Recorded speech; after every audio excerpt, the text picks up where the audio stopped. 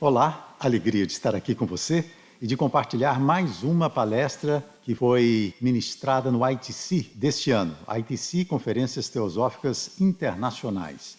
Todo ano realiza-se esta conferência com membros das sociedades teosóficas de Adiar, Ponte Loma, Loja Unida de Teosofistas e estudantes independentes que gostam de aprender sobre teosofia. Hoje nós vamos reproduzir a palestra de Jim Tepfer, ou James Tepfer, da Loja Unida de Teosofistas de Santa Bárbara, Califórnia, Estados Unidos. Uma palestra muito inspiradora. Greetings, friends.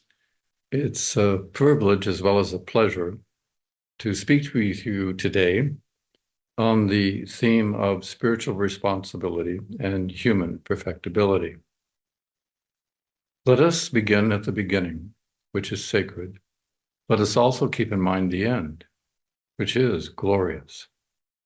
What is the beginning? Theosophically speaking, the sacrificial lighting up of the human mind by a holy host of Dhyanis in ancient Lemuria constitutes the true beginning of the human quest for enlightenment. The alchemical process of emanating monastic self-awareness into receptive pilgrim souls was, in effect, a collective initiation. The illumination of the human mind brought with it self-consciousness, spiritual knowledge, and spontaneous acts of intelligent benevolence. Clearly, the dawning of monastic self-awareness was an initial blessing to all human souls.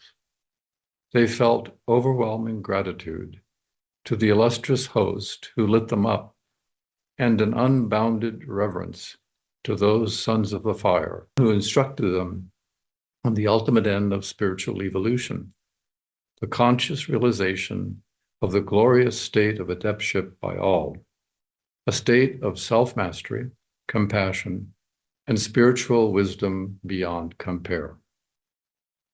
Seen from this overarching metaphysical perspective, spiritual responsibility is the Fahatic hyphen between the awakening of monadic consciousness on this plane and the sacred resolve to progressively enter into the ocean of omniscience at the end of the seventh planetary round.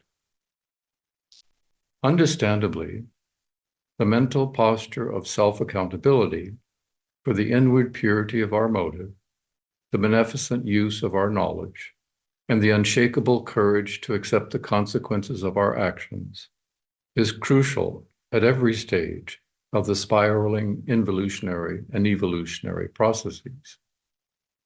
As students of the secret doctrine, we know that many souls misuse the intuitive powers of the third eye in Atlantis, and subsequently lost the power to clearly perceive the path of wise and benevolent action. The loss of spiritual knowledge through pride and perversity precipitated the withdrawal of the mystery fires, so vital to human regeneration.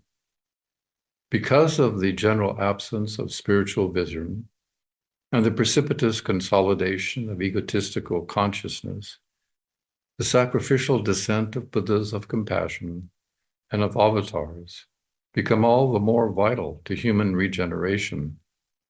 Sacrificial light-bringers had, and continue to have, the awesome duty of rekindling the flickering fire of monastic self-consciousness, creatively summoning latent altruistic feelings buried in the deepest chambers of the human heart, and reestablishing the soul-saving ethics of spiritual responsibility. Coming to our modern complex world in Kali Yuga, the concept of responsibility seems to have several meanings, but its predominant one is moral responsibility. The latter holds that we are accountable for our intentions, actions, and their determinate consequences. This moral accountability is to conscience as well as to society. It embraces the cognate concepts of obligation and duty. No individual or community can afford to dispense with these essential notions and avoid degenerating into anarchy.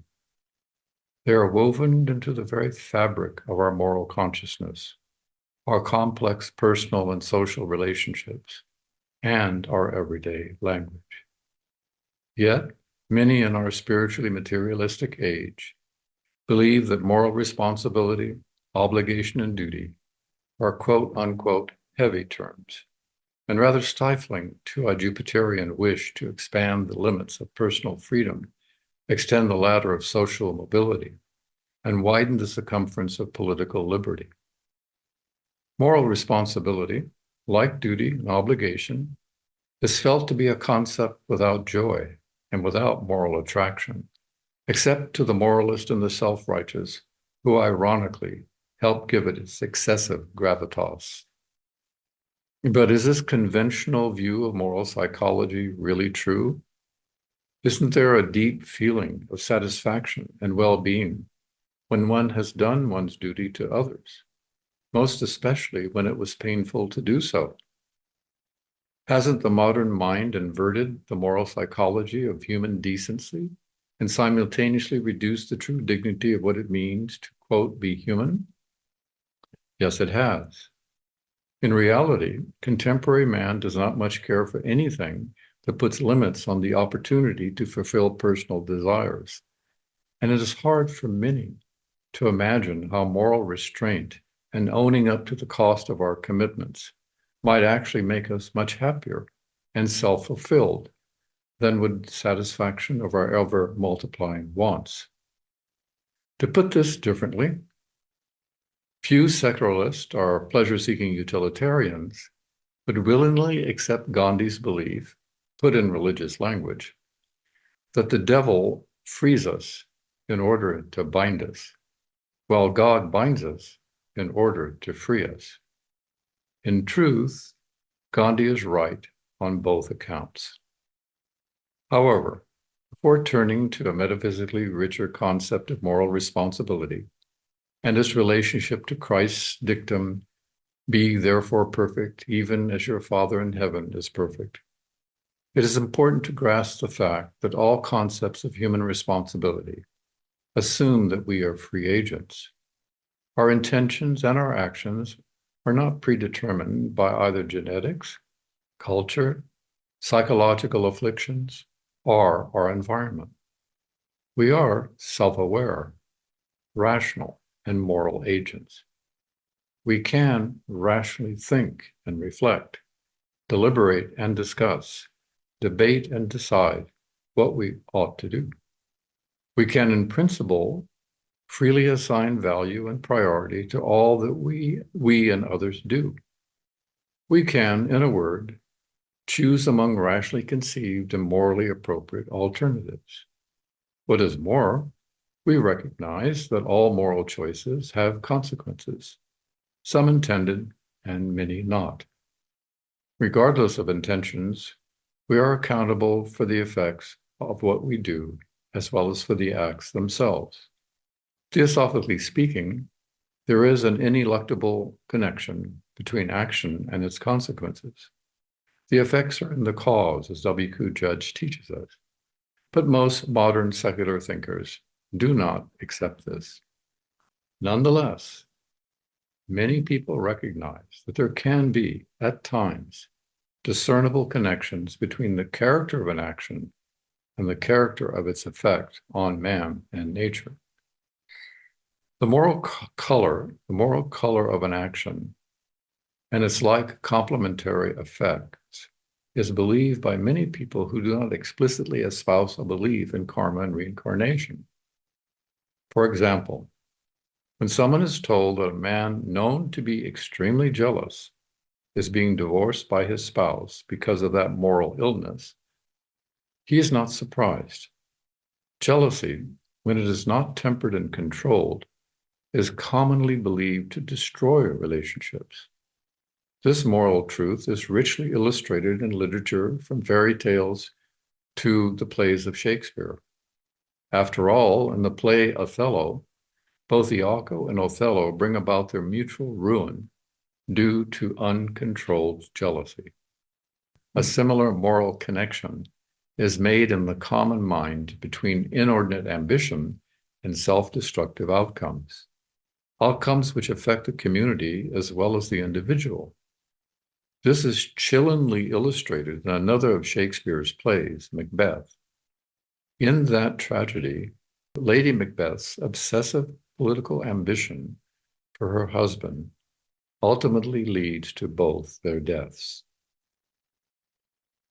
Most of humanity understands that we are not only responsible for our own individual acts as such, but must at various times assume responsibility for the actions of others. Very conscientious parents must often assume responsibility for the misbehavior of their children.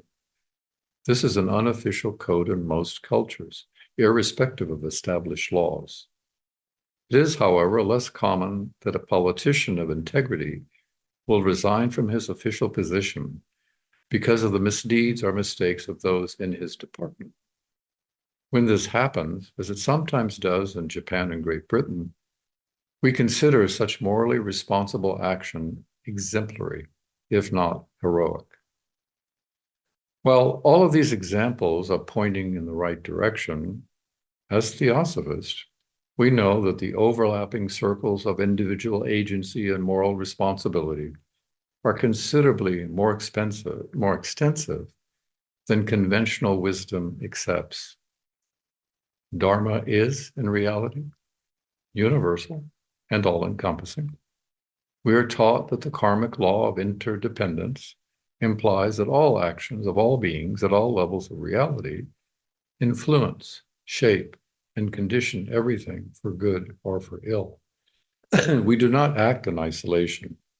We are all, metaphysically speaking, citizens of a particular polis, of a culturally variegated globe, of our solar system, and of the sevenfold cosmos.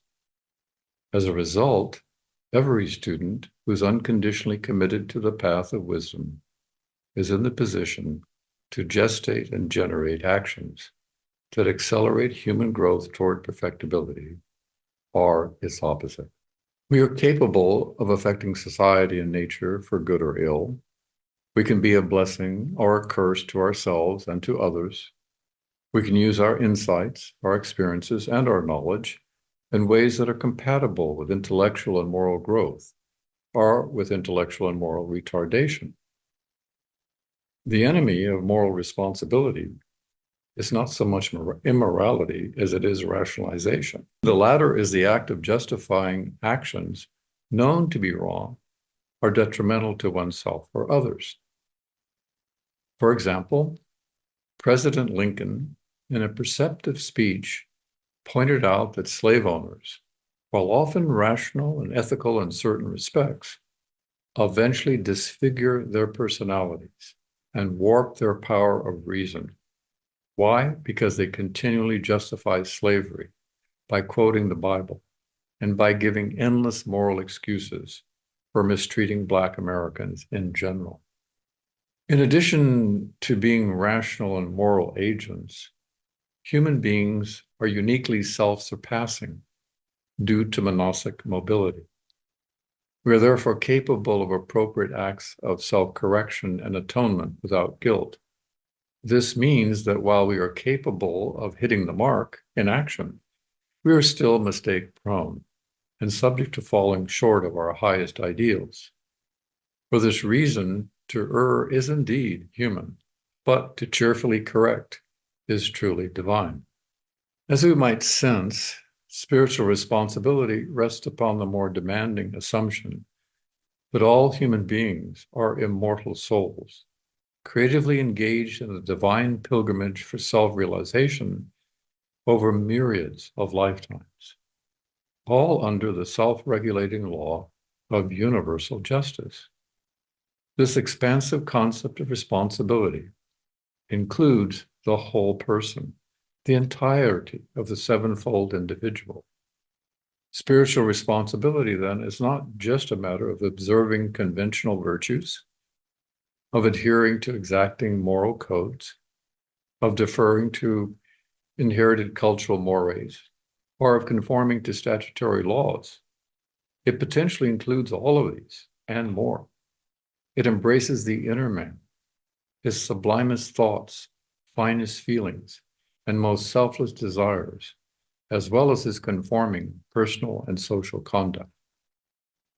The recognition that we are rational and moral agents of a higher ontological order is integral to the profound, enigmatic process of individuation, of gaining spiritual insights and consciously cooperating with the altruistic dictates of the inner ruler in its Promethean quest to alleviate human ignorance and suffering. In classical Hinduism, for example, the third and most pivotal of the four aims in life is Dharma, what we might call moral responsibility or moral self-regulation. Dharma is bound up with ancient teachings on right living in its most comprehensive sense. Therefore, when fundamental moral rules are consistently observed in all relationships and in every stage of life, then Dharma is sustaining not only the individual and the community, but the cosmos as well. It regulates and goes beyond pleasure and wealth, aims 1 and 2 respectively. It is vital to the life cycle because moral self-regulation is key to the possibility of realizing nirvana, or nirvanic bliss, the fourth aim in this life. Thus, the deepest spiritual ananda, our ineffable joy, and the greatest ontological wealth can only be gained through cultivating the most human of all qualities, moral responsibility, or our self-chosen duty to man and to the cosmos. The challenge for us as theosophists is that we cannot act responsibly in this richer metaphysical sense unless we dare to see ourselves in larger terms. To feel ourselves responsible and responsive to all that lives and breathes, we must engage in perhaps the greatest Swadharma of all. That is, we must be willing to plumb the depths of the metapsychological question, quote, "Who am I?" unquote. We must patiently inch our way beyond mere intellectual formulations or conceptual clarity, as valuable as they are. What we might ask is involved in our reconceptualizing ourselves, such that we could periodically negate and even transcend our circumscribed personality for the sake of lokasangraha, our universal uplift. If we were truly able, like Shiva Nataraj, to put the demon of the separative animal self under our foot, we could quite possibly measure up to Gandhi's gold standard of morally responsible action. Namely, learning to reduce our ego to a zero, when and where it is most needed to enact the uncommon good. In Gandhian terms, the courage to reduce the ego to a cipher at will is crucial in a universe in which human beings are either sinking or soaring, spiraling upward or spiraling downward. Meditation, self-study, and responsible action may be the triadic, talismanic keys to radical self-transformation and its reciprocal correlate, social uplift. Meditation seems to be about self-gestation. It is about awakening a latent self that is untouched, unmodified, and untainted by the trials and tribulations of the embodied consciousness. It is a self which is luminous and omnipotent. It cannot, however, directly descend into embodied consciousness.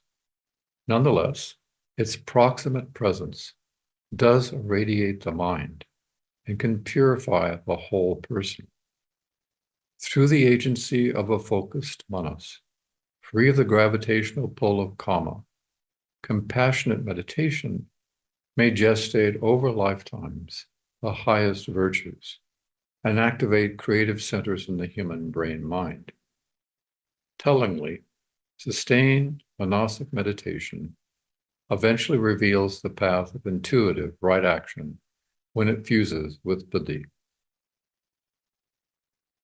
Meditation, without recurring self-scrutiny, is, however, liable to be impotent in its influence on moral character and the development of skillful action in society. Our spiritual insights and philosophical breakthroughs are easily deflected and refracted within the labyrinth of our passion-filled brain-mind. The Pythagorean mode of nightly self-study, however, is the analytic nexus between meditative states and right action in daily life. It helps us to plant seed ideas, pull up noxious vices, and cultivate desirable virtues or moral vices, so that the waters of wisdom may flow into the fertile mind. Looked at another way, self-examination helps us visualize the dialectical relationship between theoria and practice.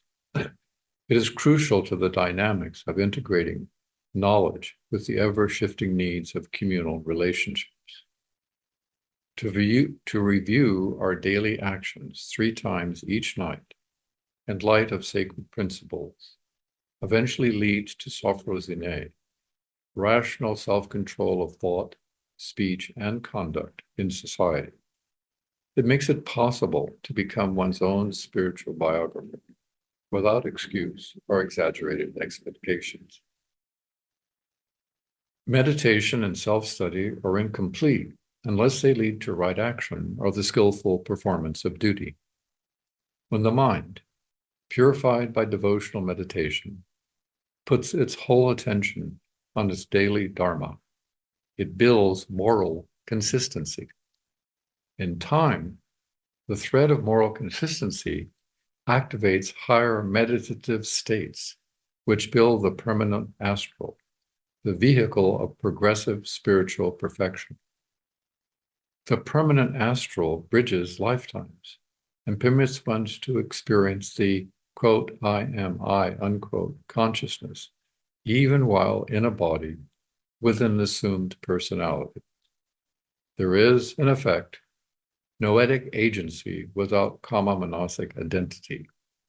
One is successfully unselfed the mind.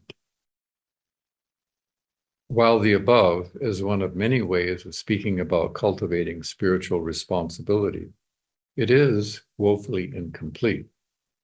It is not possible to find, much less walk the path of wisdom sacrifice, without a spiritual teacher or guide. The latter provides us with wisdom teachings or spiritual cartographies of the mind. But what is more, a guru prepares us for the trials passing speech, referred to in the voice. He necessarily aids us in ways invisible, but merited. He does so on planes of consciousness beyond our immediate awareness, including deep sleep. The guru-chela relationship is said to be the paradigm of all human relationships and the sublimest form of mutual spiritual responsibility. It holds forth the possibility of a mental second birth that supersedes ordinary birth in a physical vesture. A second mental spiritual birth means that regardless of one's actual stage of life, one is now inwardly a sannyasi, a homeless wanderer who has transcended name and form. Such a being resides in the state of Soham, I am he. His consciousness is fused with the Guru's, which is said to be attuned to the Logos. His consciousness has become radiant, impersonal, compassionate, and drenched in the elixir of mental devotion to one's Ishta Guru, who assumed the awesome obligation of being one's guide and adjuster on the steep path to enlightened service.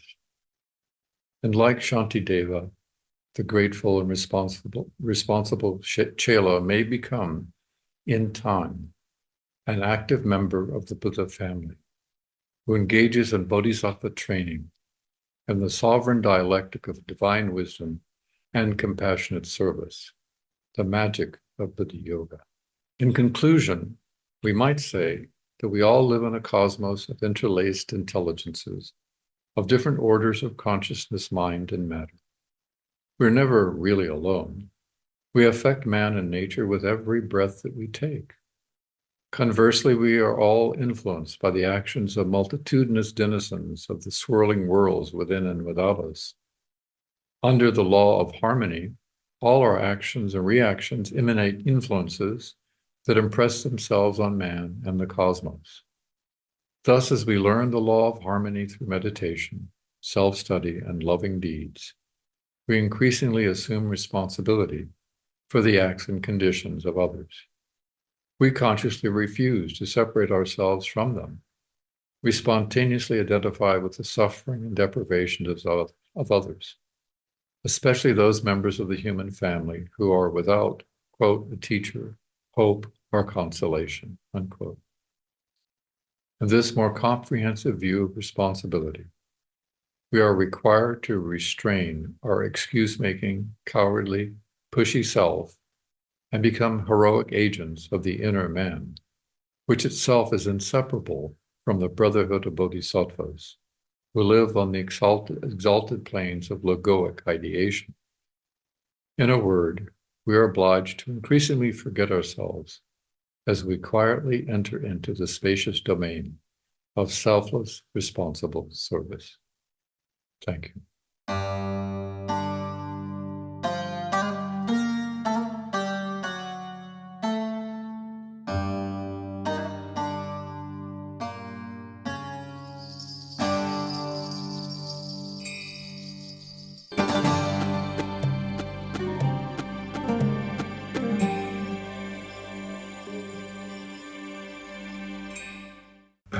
Porque na vida a gente quer se conhecer, pra